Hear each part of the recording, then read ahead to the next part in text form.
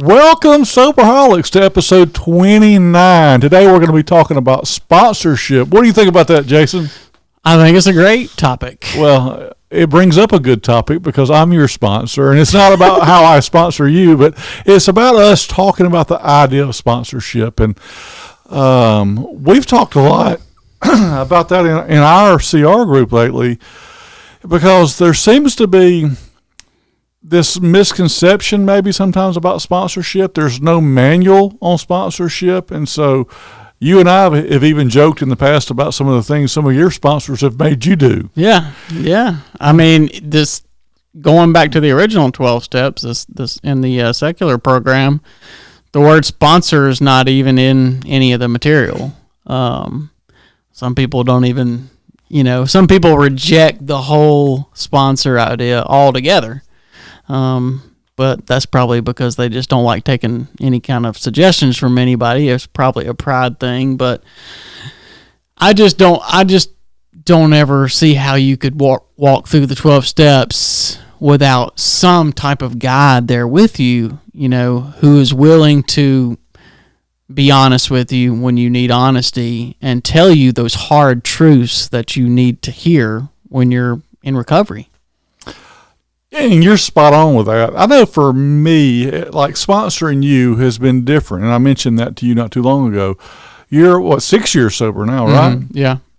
And so when you asked me, you were 5 years sober. And I told you that, me sponsoring someone at 5 years sober who has worked through the steps maybe even multiple times, is different than someone who comes in with, 5 hours worth of sobriety. It looks different, or at least it has to me. And so I'm not claiming to have all the answers when it comes to sponsoring, and I know you don't either. But what I've picked up is through the years I've been sober, I've had 4 different sponsors. Some have died, some none have ever fired me, but I have fired others. And not because they were doing a bad job. I had just changed, and I was looking for something different in my life, and I wanted someone to help me get there. And so I was looking for a sponsor like that. Does that make sense? Oh, yeah, definitely. I mean, I've had several sponsors, and it's been interesting. Like, when I look back now, the sponsor I had at the time was just what I needed at the time. Right. None of my sponsors, all my sponsors have been great, and I haven't had like that nightmare, horrible sponsor story that I've heard before, where you get some interesting characters. I've heard some funny stories that I can't really share now, but you can let your imagination go wild there, and it's probably still not even close to some of the stories I've heard. But all my sponsors have been, good, have, worked the program and everything for the most part. And, I've learned different things from each of them. And what I learned really early on, especially from my first sponsor, that a sponsor is not the end all be all. They're not some guru that you should bow down and worship at their feet. You can use your sponsor just to guide you through the 12 steps. Mm-hmm. I remember my first sponsor, he was like, I'm not an armchair accountant. I'm not an armchair psychologist. I'll tell you if you need professional counseling, these are the things I'm not going to do. He set up clear boundaries that really kind of help form. My first sponsor helped form my idea of what sponsorship is, and I'm really grateful to him that I had those healthy ideas and those healthy boundaries formed, right from the start. Those expectations, you said boundaries. Expectations is what I usually tell my sponsees to talk about with their sponsees, because that's very important. Because my first sponsor, as you said, he didn't care about anything else that happened in my life. It was strictly what was happening with drugs and alcohol. Now, and that was my AA sponsor when I started with that. Now, since I've been in CR, I may be working with a guy who has more than one issue. And so I've been able to use different experiences in my life that maybe I've applied the steps to help them through it, because I have found freedom through it. And so it's not strictly for me in the sense of drugs and alcohol. Like, I have sponsored guys who may work with be with codependency. Now, I may have some codependent tendencies, but I wouldn't call myself codependent. But yet I've had sponsees who are codependent. Does that make sense? Yeah. When you sponsor somebody, do you have one set of expectations to where you're like, this is what I expect, I'll take nothing less? Or do you custom, set the expectations based on where they are in their recovery? That is it's a weird question because it's almost set me up for failure to answer it because there's no one way I sponsor. I don't. There was a time, and you and I have talked about it before, that this is the way I did it. I never taught, me being a sponsor, you being a sponsee, it was your responsibility to call me, and that was it. And so that was the expectations. I was never going to call you because it's your recovery, and I'm going to put it in your lap to handle it. That's usually still kind of the way I approach it, but I'll still break my own rule and call someone because I feel led to call them and to check on how they are. And I think a lot of that's because I've changed a lot personally. God's stretched me, and I've got a better understanding of grace today. But there's still those things that I do. For instance, when I first started sponsoring, I always had that drunk sponsee that would want to call, I'm sorry, I didn't mean to drink. And that rant would go on for hours. And so if a sponsee calls me today drunk, and I'll tell this while they're sober, don't call me drunk, because if they do, I'm not going to take the phone call. Right. I mean, I will hang up on you in your face. I don't care how bad it is. And people say, well, what if he commits suicide? That's just what I do, and I don't want him to do that, but I mean that's just the boundary I have to set. I can't talk you out of anything when you're drunk. Right, and I think that's healthy. That's what I mean. I've actually called 911 on a sponsee before when they were talking about, going to commit suicide or whatever. I hung the phone up and called the police on them. I never let it get that far. I just say, hey man, call me when you're sober, and I'll hang up. Well, they didn't sound drunk, so yeah. That's how it ended up with me. And then they got mad that I called 911 when they showed up. But anyway, I mean, yeah, I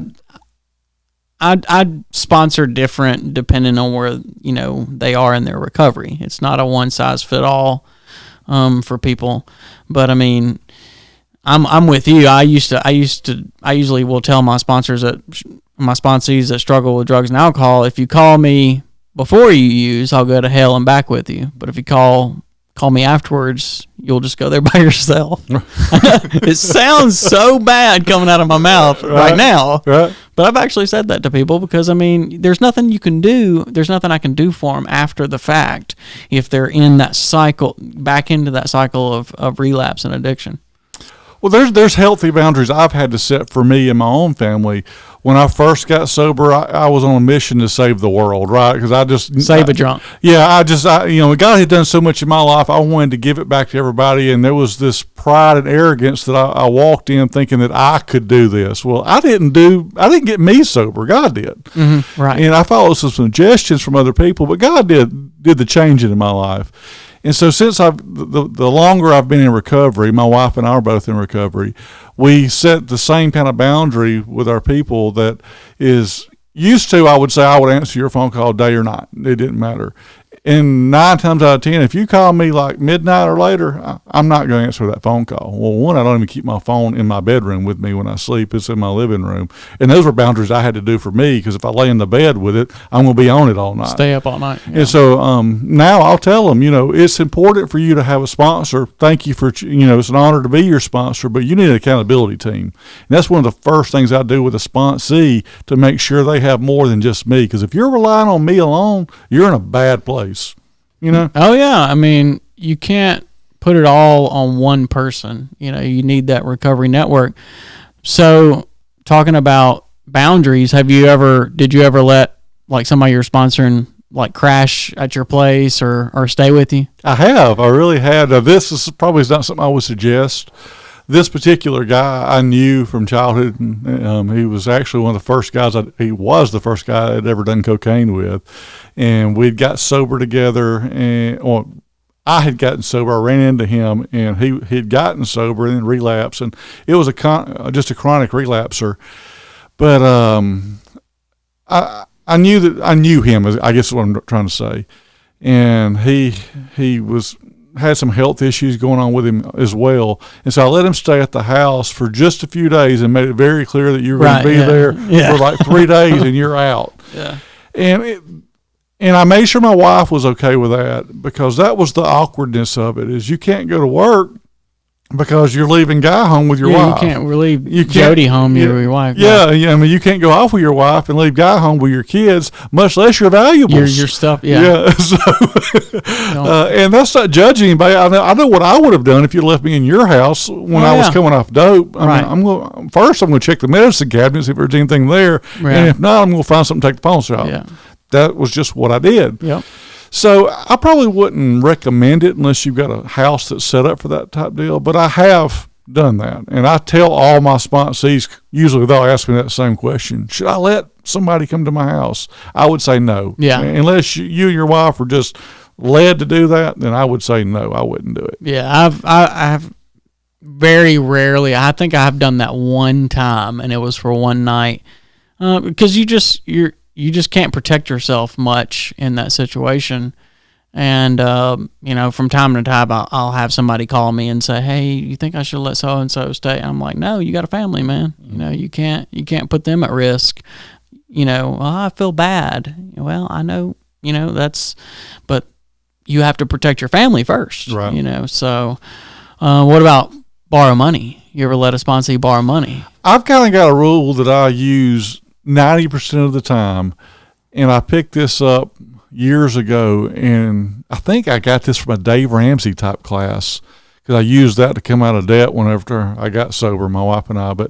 And he may not have been the one that quoted it, but anyways, if I'm not willing to give you the money, I'm just not going to give you the money. Right. As bad as you need it, now I may say something along, or they may say, well, I'll pay you back. Great. If you want to pay me back, that's fine. But when I give it to you, we're not setting up payment plans of how you're going to get it, because I'm going to get resentful. Right. Money is one of my next things I struggle with, just greed in general.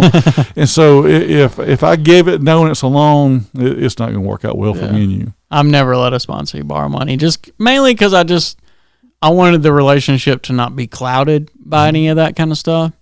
But I typically, don't have people ask me that much. So what I have done though is usually if there is, I don't know if I've given a sponsee, because that was your question, just people in recovery.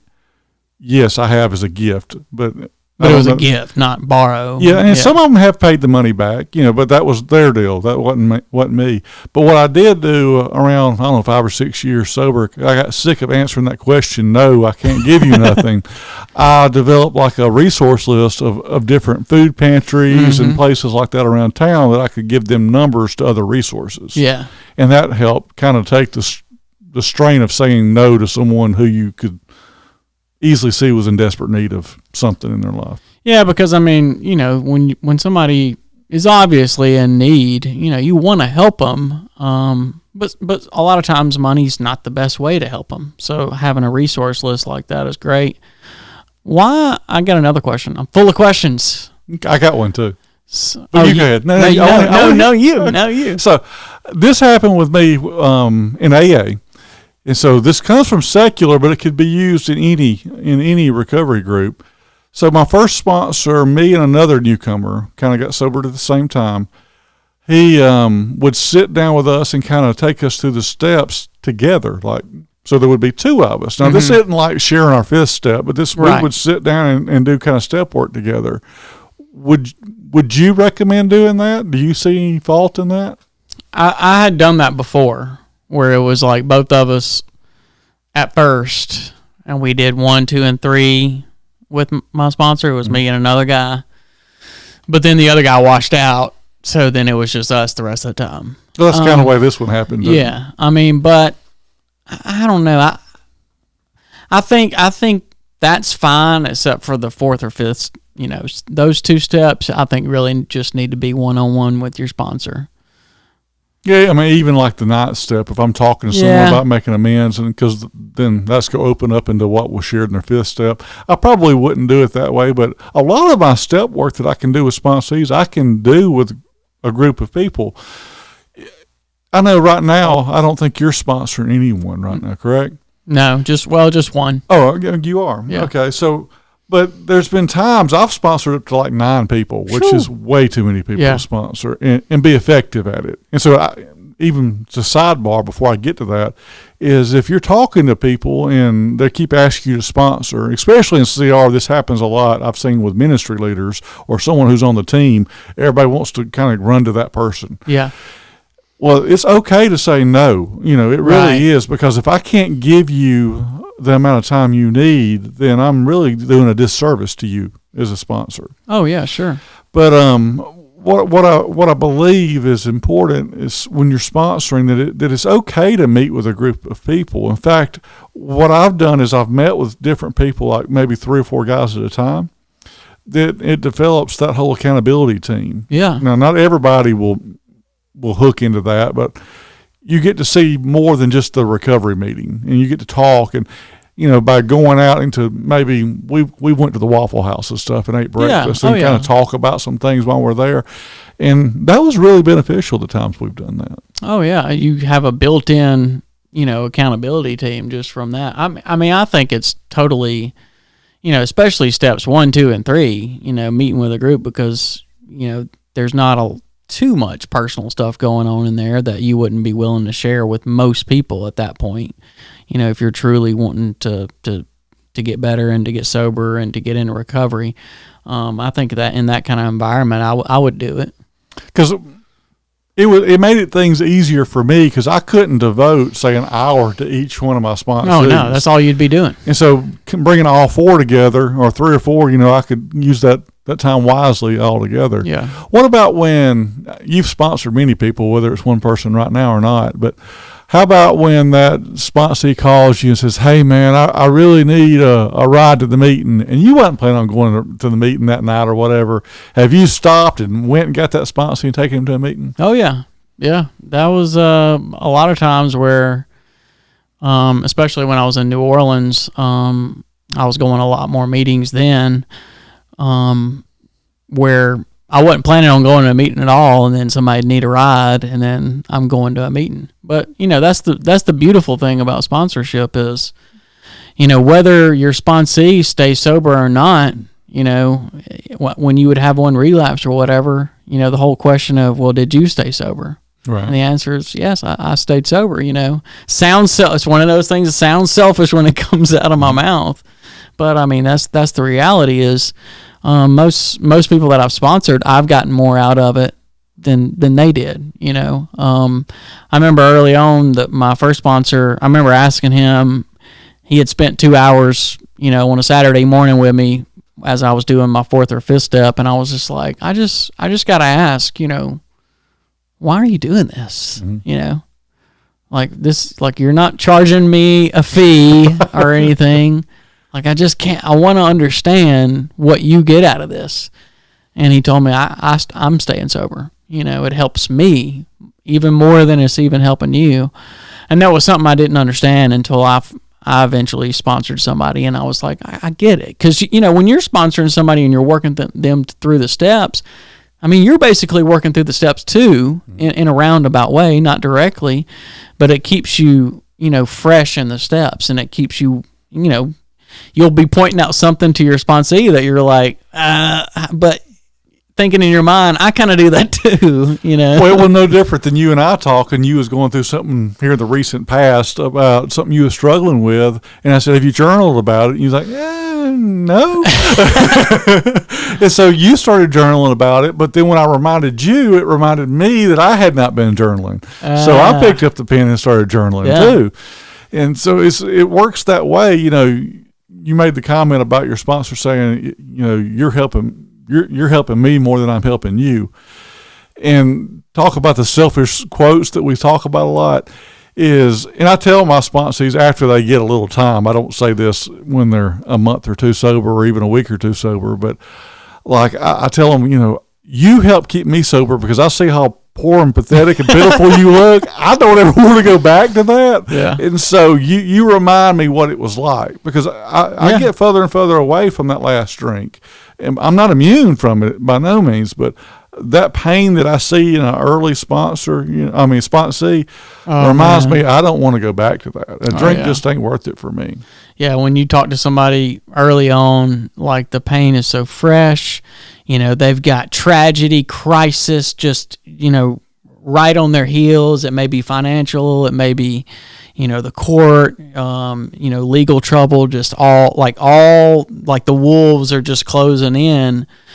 And I'm like, man, that was me for years. And that's the freedom we talk about. When we say freedom, you don't have to live that way anymore. Man, yeah. I thought I would never get out from under all that stuff, all the pain and the misery and the fear. I remember, just going to bed thinking, I might be going to jail, in prison tomorrow for 10 years. That just the fear that I lived in, and I gotten used to it. But yeah, when you see a newcomer and you're talking to them about all that stuff, it really does, bring it home, that just to be thankful and grateful that you don't have to live like that anymore. Probably the biggest thing I could tell anyone who listens to this and wanted to see what they could do to be a better sponsor, I would tell anyone, like, if they come to you and ask you to be their sponsor and you say yes, then the second thing that I would do would be start introducing them to other people in the room, the people you're already friends with and comfortable with. Right. And help not just befriend them to you, but make them be friends with the other people in the group. And of course, you'll be building a relationship with them as this is happening. And then as they get involved in the group as a whole, they become part of, because you're already part of if you're there sponsoring. So that's what you want for them, is to be part of that group, to be part of something new, bigger than them, and take ownership in that. And by you making those, helping them make those relationships, I think that goes a long ways. Even back to what I was talking about, how I may not be there all the time. I may not answer my phone. I may be away from my phone. So he would have more than just one relationship to go to help in those stressful times when they're facing a relapse or whatever. But there's also the whole thing that I stress when I do that is you can't just go around looking for the answer you want from the, whoever you're talking to. I've seen people go, I've got multiple sponsors. No, you need one sponsor, man. I mean, that's the only way that's going to work. If you don't trust that one sponsor, you need a new sponsor. Right. But, it's easy to go around and find the answer you want. Sure. So I stress to my sponsees, you can't do that. Yeah. Yeah, I think that's a great idea, having a community that you become a part of. When I was my home group in New Orleans, we went out to eat after every single meeting every week.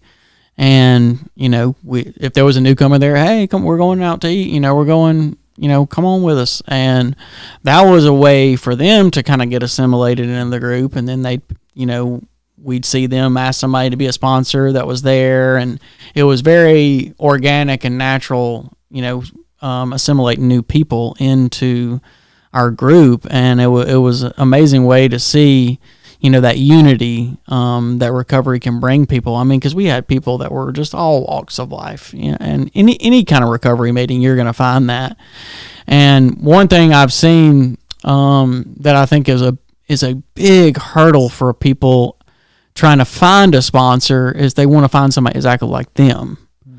And you're probably not going to find that, but I've seen so many people drag their feet on getting a sponsor because they look at everybody and they just go, nobody's quite good enough. I'm still looking for a one-handed sponsor, and I can't find one. or they're wanting to find somebody who had their same exact drug of choice or whatever. Most of my sponsors have not had the particular drug of choice that I struggled with, but it doesn't matter to me. But I have known people that they thought, nobody can handle me. Nobody's smart enough. No sponsor is good enough to handle me. So they just never get a sponsor. What do you think are some of the hurdles? Why is it so hard for people to get a sponsor and just ask for a sponsor?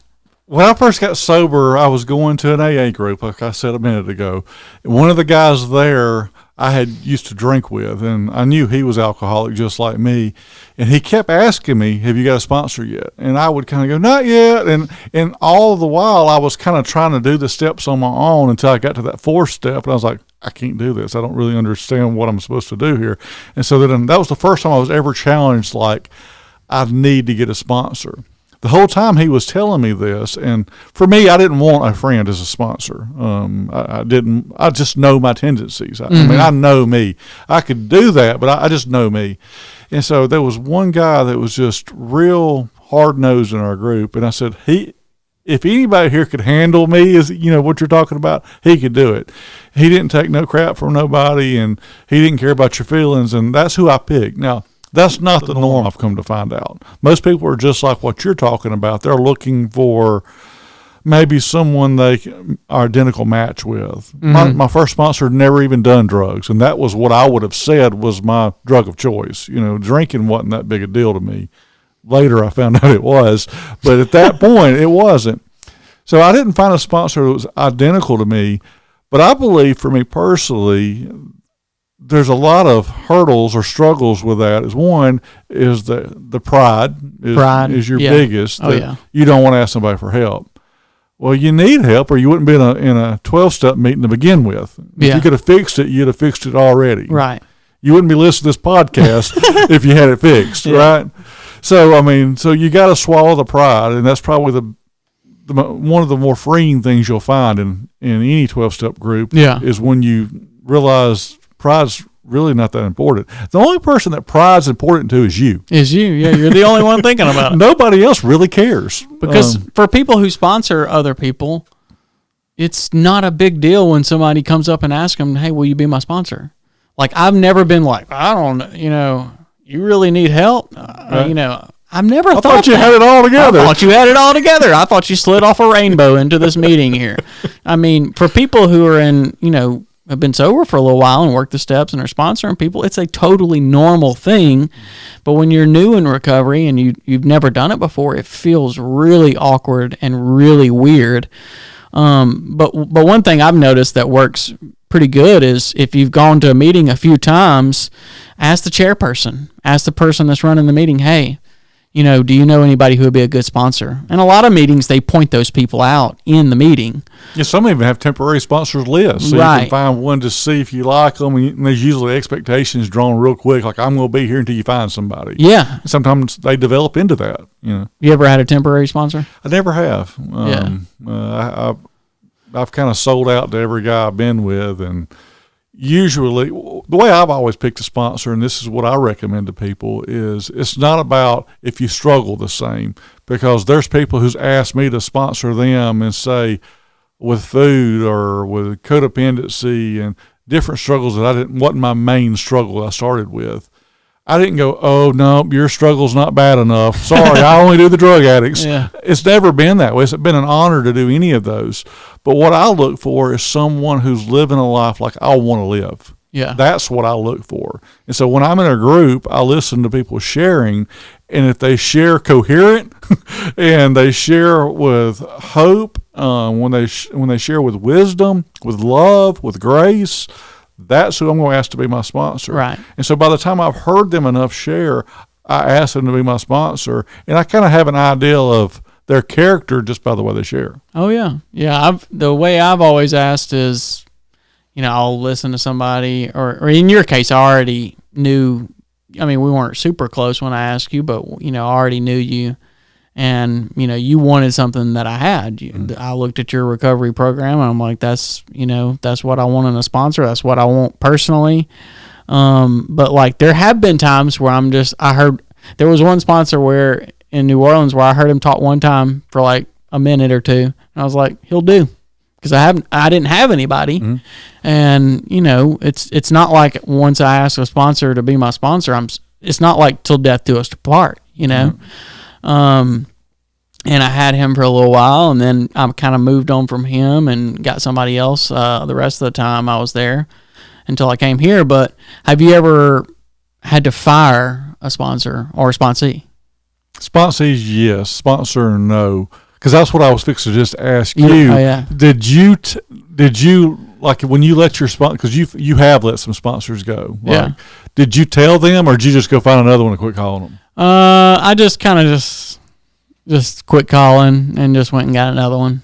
I wasn't. I mean, it was one of those things like I don't avoid conflict at all costs, but I mean, I don't go looking for it. So I figured, why, I didn't want to hurt his feelings or whatever. So I just went and found another one, started working with somebody else, and he never called me and asked me why or anything. So I didn't see that it was too big of a deal. But I've fired a couple of sponsees before, just because they weren't, they were actively relapsing and still wanting to work the steps. And I was like, no, this isn't going to work out like that. But here's what I've seen, really either way, whether it be a sponsor or a sponsee, talking about the whole act of firing, if you will, just not doing it anymore, is that when I've usually it kind of works like this with my sponsor.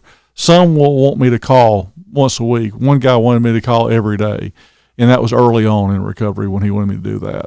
And a lot of times he wouldn't even answer. He just wanted me to call to get in the habit of making the phone call. Right. And so that was just teaching me some responsibility is what it was doing. Just so when temptation came, I knew to call him. And I do some that with sponsees sometime now. Some sponsees I will say, it's strictly up to you. I'm not going to be calling you. And I pretty much do that. Like for step work, I'm not going to call you and go, hey, now have you done this? You need to get on this. And I guess in some ways I may be even contradicting myself, because when I talked to you about journaling, I did text you just as a reminder to say journal, But that was, I think that's a little different. What I'm trying to say here is that I realize that my sponsee's recovery is their recovery. Yeah. And so I can't own that. I've tried to in the past. And so if you don't want to do it, then don't do it. And like if you quit calling me, well, then you've quit calling me. I'm not going to lose any sleep over that. Oh, yeah. Because ultimately, at the end of the day, it's not our recovery. It's my recovery. And I have to be, am I calling my sponsors is the more important question. Right. Not if you're calling me. Yeah. And I think that's something you learn kind of after your first sponsee relapses. Which will happen. Yeah. You feel like you're, responsible for their sobriety, but you have to quickly, come to terms with that you're not. You're not responsible for their sobriety. They are, that you can't work the program for them. Mm-hmm. So I think those are great things to keep in mind. I've never met a sponsor who didn't feel like they were a failure because their sponsee relapsed. Yeah. If I would have just taken the time to talk to them longer, right. If I would have just gave them that money, then they could have bought something and that wouldn't have happened. Well, that gets back in the codependency part of that. And that's the reason I even say that I have tendencies. I don't know how bad I am with it, but at the end of the day, you're responsible for your recovery. Yeah. I can't say that enough. And you will go through a lot of sponsees sponsoring people. I could not even name, if I sat down, I could probably name a lot of my sponsees. I couldn't name them all.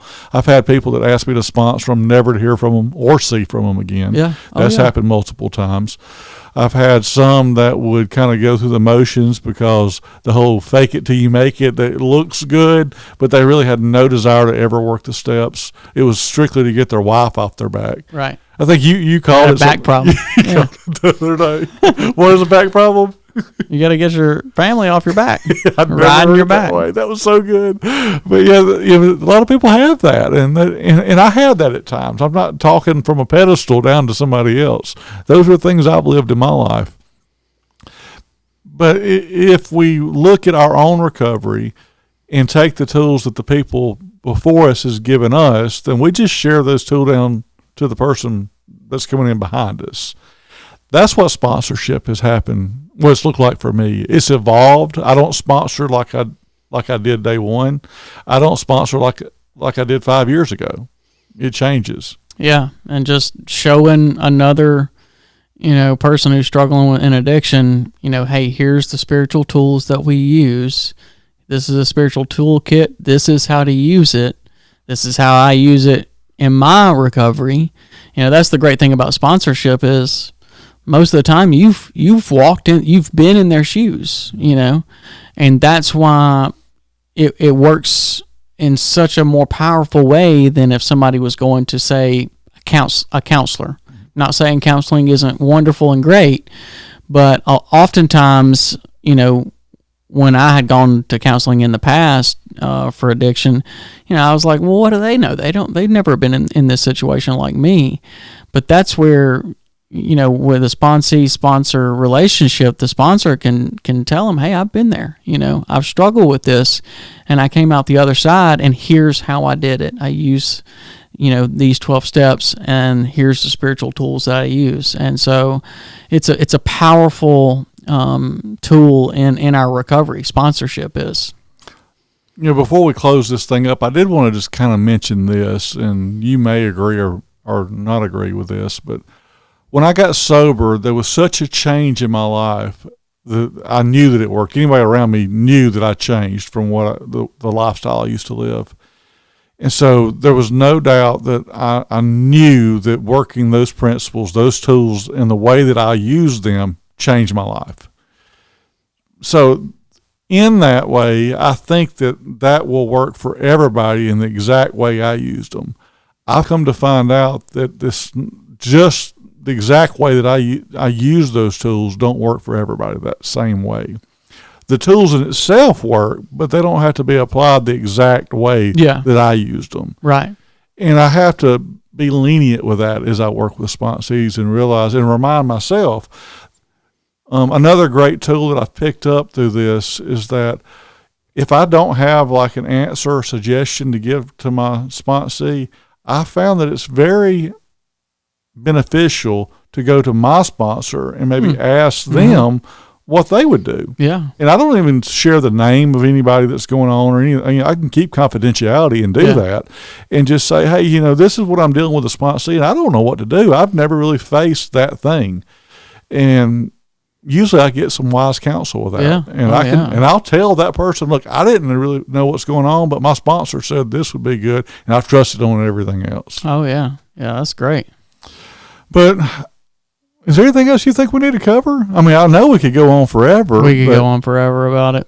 Get a sponsor. I think a sponsor is very, very important. Yes. And so that's probably the biggest takeaway here. If you don't have one, lose the pride and get one. Need one, be one, be one, need one? Get one. Get one, be one. No, wait, get one first, then you be one later. Need one, be one? Need one, be one. That's what I would do. Okay. We'll go with that. Get a sponsor. Get a sponsor. All right, man. Well, that's another one in the books. All right. I'm Roger. Jason. We're signing out.